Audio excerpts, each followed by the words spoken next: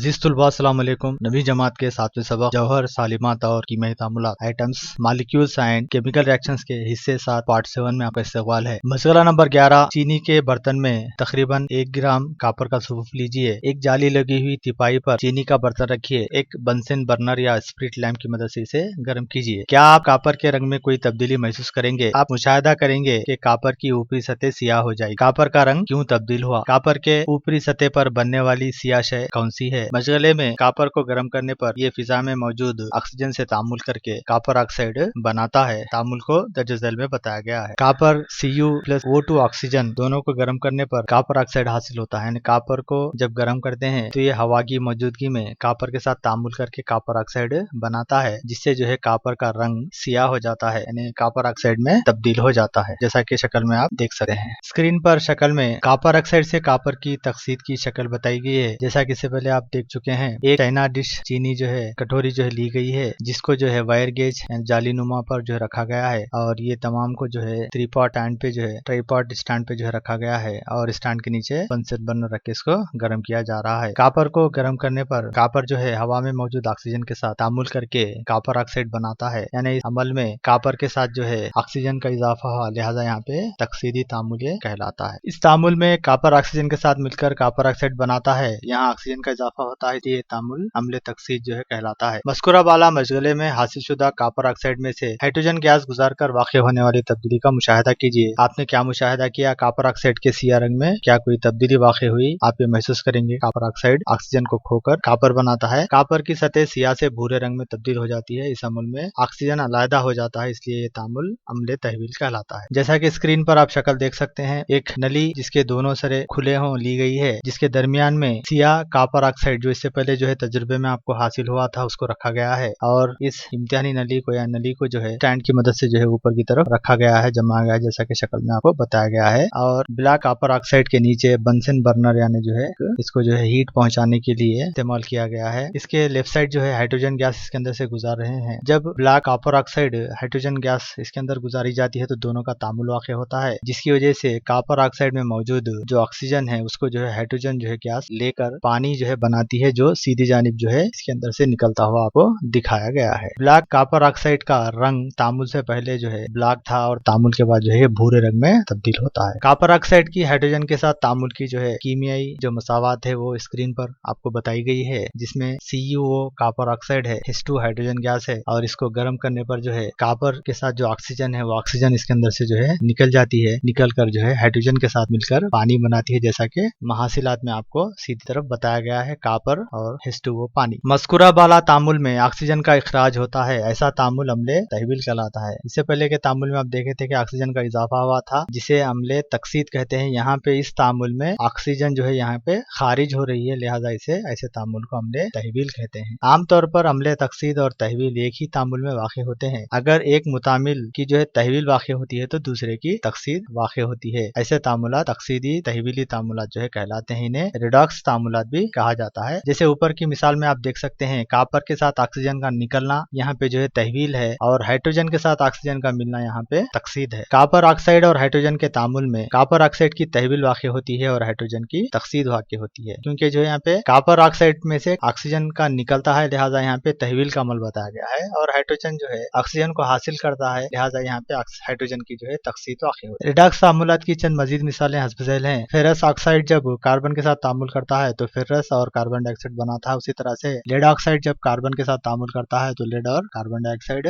बनाता है, जिसमें फेरस ऑक्साइड यानी आयरन थर्ड ऑक्साइड है और कार्बन है, जब ये दोनों का जो है तामुल वाक़ होता है तो यहाँ पे फेरस के साथ जो ऑक्सीजन है वो निकलकर कार्बन डाइऑक्साइड के साथ जो है जुड़ जाती है। यहाँ पे फेरस ऑक्साइड के में से जो है ऑक्सीजन का निकलना तहवील है, और जो है कार्बन के साथ ऑक्सीजन का मिलना जो है तकसीद है। उसी तरह से दूसरी मिसाल में आप देख सकते हैं कि लेड ऑक्साइड और कार्बन दोनों के मिलने से लेड और कार्बन डाइऑक्साइड बनते हैं। लेड ऑक्साइड में से ऑक्सीजन का निकलना तहवील है, और कार्बन के साथ ऑक्सीजन का इजाफा जो है ये तकसीद है। जंग लगना कोरिजन आपने मुशाहिदा किया होगा कि कटे हुए सेब का अंदरूनी हिस्सा भूरा हो जाता है और लोहे से बने हुए बर्तन चमकते हैं जबकि वो नए होते हैं, और थोड़ी मुद्दत तक खुले रख देने से ये बतदरीज जो है सुर्खी मायल भूरे रंग में तब्दील हो जाते हैं। पटाखों का जलकर सफेद धुएं में तब्दील होना, ये तब्दीलियां किस तरह वाक़ हुई? मज़कूरा बाला तमाम अमल अम्ल तकसीद की बेहतरीन मिसालें हैं।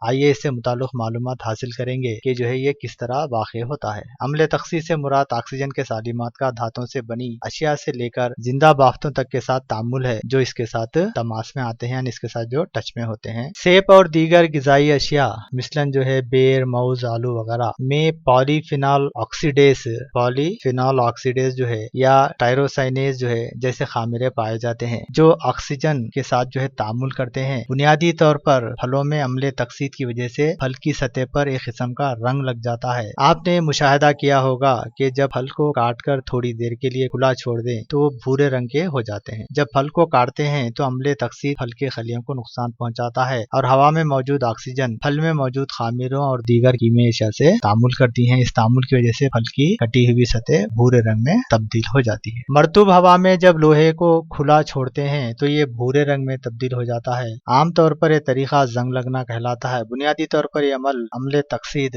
ہے جس میں آکسیجن اور پانی دونوں کی ضرورت ہوتی ہے۔ آکسیجن کے بغیر پانی یا خشک ہوا میں زنگ لگنے کا عمل واقع نہیں ہوتا۔ پٹاخوں کا جلنا ایک تقسیدی عمل ہے۔ اس میں میگنیشیم کی تقسید عمل میں آ جاتی ہے، یعنی میگنیشیم کو جب جلایا جاتا ہے تو میگنیشیم آکسیجن کے ساتھ مل کر میگنیشیم آکسائڈ بناتا ہے، یعنی میگنیشیم کا آکسیجن کے ساتھ اضافہ ہونا یا آکسیجن کا جو ہے اس کے اندر زیادہ جو ہے ہونا، یہ جو ہے عمل تقسید کہلاتا ہے۔ جب کچھ دھاتوں کو رطوبت اور تشو وغیرہ میں رکھا جاتا ہے تو ان کی سطح پر دھاتی آکسائڈ بننے سے وہ خراب ہو جاتی ہیں۔ اس عمل کو زنگ لگنا یا کوریجن کہتے ہیں۔ شکل میں آپ کو تانبے کا زنگ لگنا جو ہے بتایا گیا ہے۔ زنگ لگنے کا عمل موٹر گاڑیوں، پلوں، لوہے سے بنی ریلنگز اور پانی کے جہاز وغیرہ کے علاوہ دھاتوں سے بنی دیگر اشیاء کو نقصان پہنچاتا ہے۔ بالخصوص لوہے کو زنگ لگنا یا سنگین مسئلہ ہے۔ جیسا کہ آپ اسکرین پر دیکھ سکتے ہیں، کاپر آکسیجن کے ساتھ تعامل کر کے کاپر آکسائڈ بناتا ہے، یعنی جو تانبے کو جو زنگ لگنا ہے یہاں پہ وہ جو ہے آکسیجن کے اضافے سے کاپر آکسائڈ بناتا ہے۔ دھاتوں کی سطح پر دوسری پرت چڑھاتے ہوئے آکسیجن اور رطوبت سے محفوظ رکھا جا سکتا ہے۔ اس عمل سے اشیاء کو زنگ لگنے سے محفوظ رکھ سکتے ہیں، یعنی دھاتی اشیاء کو زنگ لگنے سے محفوظ رکھنے کے لیے چند احتیاطی تدابیر یہاں پہ بتائی گئی ہیں، جس میں ایک رنگ چڑھا کر یا تیل یا گریس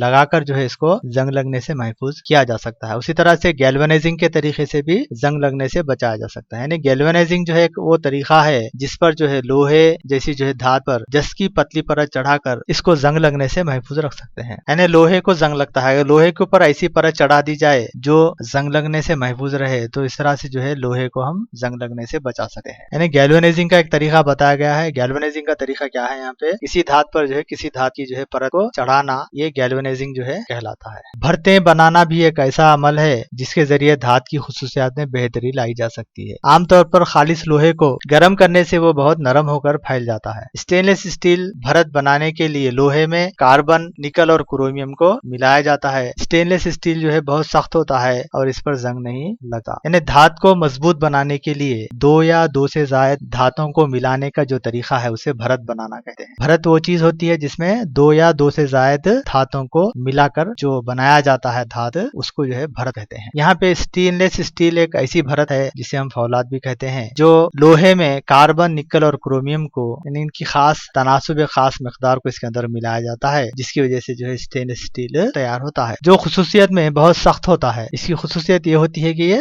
سخت ترین ہوتا ہے اور اس پر زنگ نہیں لگا۔ ایسی دھاتیش ہے جس میں دو یا دو سے زائد دھاتیں یا ایک دھات ایک اور ایک دھات ملاتے ہیں جس سے سخت، ہلکی اور مضبوط دھات حاصل ہوتی ہے، یہ جو ہے بھرت کہلاتی ہے۔ مثال کے طور پر پیتل، کانسا اور فولاد۔ روزمرہ زندگی میں عمل تقسید کے چند اور اثرات۔ تقسیدی تعاملات کے لیے احتراق کا عمل ایک عام مثال ہے۔ مثلاً لکڑی کے جلنے میں کاربن ڈائی آکسائڈ، پانی کے بخارات اور کثیر مقدار میں توانائی خارج ہوتی ہے۔ لکڑی کے جلنے سے کاربن ڈائی آکسائڈ، پانی کے بخارات اور جو ہے بہت ساری مقدار میں توانائی خارج ہوتی ہے۔ خمیر کی وجہ سے آٹے کا پھولنا شکر کا کاربن ڈائی آکسائڈ اور پانی میں تقسید پر جو ہے منحصر ہوتا ہے۔ یعنی خمیر، جیسا کہ آپ جانتے ہیں، خمیر دہی جو ہوتا ہے، دہی میں جو خمیر ڈالا جاتا ہے جس کی وجہ سے جو ہے دہی میں جراثیم جو ہے دودھ سے دہی بناتے ہیں، اس کو خمیر کی وجہ سے جو ہے آٹے کا پھولنا، یعنی جب جو ہے اس کے اندر آٹے کے اندر خمیر ملا کر رکھا جاتا ہے تو یہ روٹی جو ہے آٹے سے جو بنی روٹی ہے وہ پھولتی ہے۔ شکر کا کاربن ڈائی آکسائڈ اور جو ہے پانی میں تقسید پر جو ہے منحصر ہوتا ہے۔ مرطوب کلورین استعمال کر کے اشیاء کا رنگ کاٹا جاتا ہے، یعنی جو ہے رنگ نکالنے کے لیے کسی شے کا اس کے اندر جو ہے مرطوب کلورین کا جو ہے استعمال کیا جاتا ہے۔ مرطوب کلورین یعنی کلورین اور پانی کا نمی والی کلورین کا استعمال کیا جاتا ہے، جس کی وجہ سے جو ہے وہ شے